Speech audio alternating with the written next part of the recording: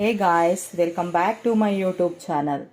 చూడండి, ఈరోజు అయితే మనము వెజిటేబుల్ సాంబార్ ఎలా చేసుకోవాలో చూసేద్దాం. ఈరోజు అయితే నేను వెజిటేబుల్ సాంబార్ చేసి చూపించబోతున్నాను. మా కర్ణాటక స్టైల్ వెజిటేబుల్ సాంబార్ అండి. మేమైతే ఎలా చేసుకుంటామో ఇప్పుడు మీతో షేర్ చేయబోతున్నాను. ఓకే గాయస్, చూడండి, సాంబార్ కావాల్సినటువంటి ఇంగ్రీడియంట్స్ అయితే ఆనియన్, టొమాటో, గార్లిక్, అలాగే కొంచెం కొబ్బరి తురుము. ఇక వెజిటేబుల్స్ అయితే మన దగ్గర ఏ వెజిటేబుల్ మనం వేసుకోవచ్చు. నేనైతే ఇలా మూలంగి, క్యారెట్, బ్రింజాల్, పొటాటో, బీన్స్ ఇవైతే నేను ఇప్పుడు సాంబార్లో వేయబోతున్న వెజిటేబుల్స్. అలాగే దానికి కావాల్సిన కొంచెం చింతపండు, కొంచెం సాంబార్ పౌడర్. ఈ సాంబార్ పౌడర్ అయితే హోమ్ మేడ్ అండి, నేనైతే ఇంట్లోనే ప్రిపేర్ చేసుకుంటా. ఈ సాంబార్ పౌడర్కి చాలా పెద్ద ప్రాసెస్సే ఉంది. అది కూడా మీకు నెక్స్ట్ నా రాబోయే వీడియోలో మీకు షేర్ చేస్తాను. ఇదైతే మనం ఇంట్లోనే ప్రిపేర్ చేసుకుంటే చాలా టేస్టీగా ఉంటుంది. సో ఇప్పుడు ఎలా ప్రిపేర్ చేయాలో చూసేద్దాం.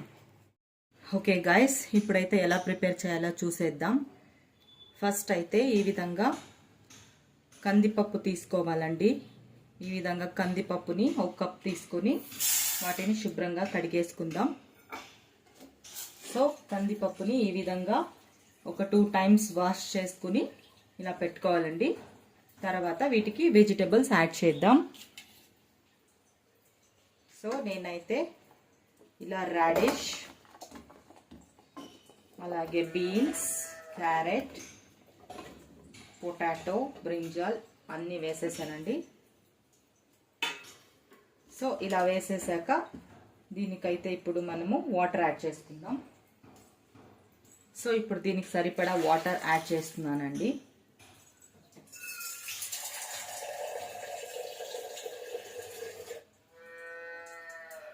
ఇలా కొంచెం వాటర్ యాడ్ చేసుకున్నాక ఇప్పుడు దీన్ని పక్కన పెట్టేద్దాం.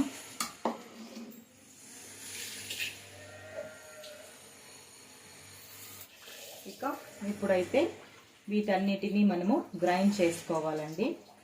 సో ఇప్పుడు మనము మసాలాకి కావలసిన పదార్థాలన్నీ జార్లో వేసి గ్రైండ్ చేసేసుకుందాం. ముందుగా ఆనియన్ అయితే నేను మీడియం సైజ్ 2 తీసుకున్నానండి. టొమాటోస్ అయితే మీడియం సైజ్ 3 వేసుకున్నా. అండ్ గార్లిక్స్ అయితే ఇన్ని వేస్తాను. ఇక కొబ్బరి తురుము అయితే ఇలా ఒక హాఫ్ కోకోనట్ వేయాలండి. సో ఇలా అన్నీ వేసేసాక దీనికి కొంచెం కొత్తిమీర యాడ్ చేసి, సో అలాగే దీనికి కొంచెం సాంబార్ పౌడర్ 1.5 స్పూన్ అయితే సరిపోతుంది సాంబార్ పౌడర్. సో ఇప్పుడు దీన్ని అయితే మనము గ్రైండ్ చేసేసుకుందాం.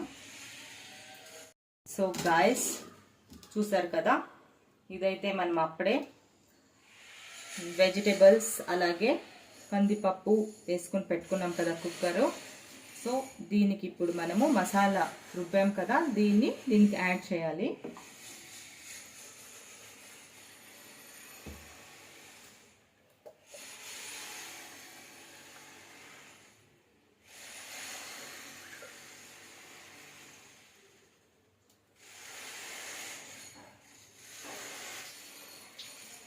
సో గాయస్, ఇప్పుడు మనం దీనికైతే మసాలా యాడ్ చేసాం కదా, అలాగే దీనికి కాస్త చింతపండు పులుసు వేయాలండి. చింతపండుని ఇలా చేసి ఇందులో వాటర్ మాత్రమే మనం వేసుకోవాలి. సో దీనికి ఇప్పుడు చింతపండు పులుసు వేసేద్దాం. అలాగే దానికి సరిపడా సాల్ట్ వేయాలండి.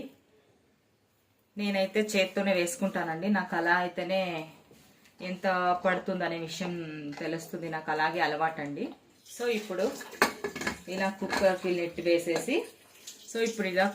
లిడ్ వేసేసి ఇదొక 2 విజిల్స్ వచ్చాక దీనికి పోపు పెట్టేసుకుంటే మన వెజిటేబుల్ సాంబార్ రెడీ అవుతుందండి. ఓకే, ఇప్పుడైతే దీన్ని విజిల్ పెట్టేద్దాం. సో గాయస్, ఇప్పుడైతే మనం పోపు ఎలా పెట్టుకోవాలో చూసేద్దాం.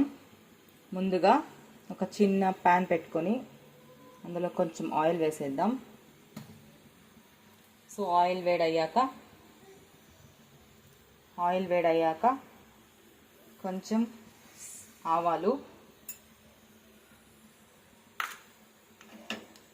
అలాగే ఆనియన్, కర్రీ లీవ్స్, కొంచెం గార్లిక్, అలాగే ఒక 4 ఎండుమిర్చి. ఈ విధంగా మనం పోపునైతే వేసేసుకోవాలండి.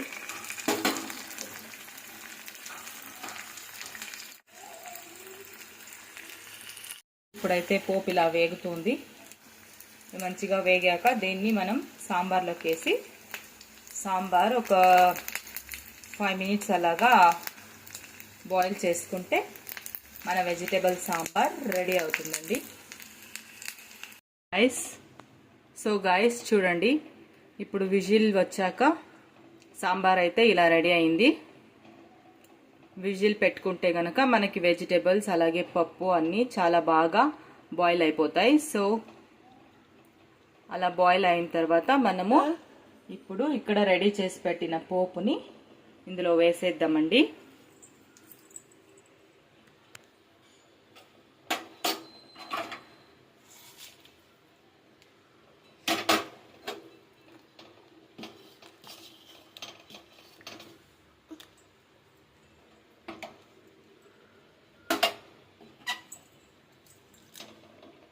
తర్వాత ఒక 5 మినిట్స్ అలా వదిలేయాలి. బాయిల్ అయ్యాక ఇక సర్వ్ చేసుకోవడమే. మేమైతే ఇలా చేసుకుంటామండి. ఇక మీరైతే ఎలా చేసుకుంటారో కామెంట్ సెక్షన్లో చెప్పండి గాయస్. ఓకే, మరొక వీడియోతో మీ ముందుకు వచ్చేస్తానండి. చూడండి, సాంబార్ అయితే ఇలా ప్రిపేర్ అయ్యింది.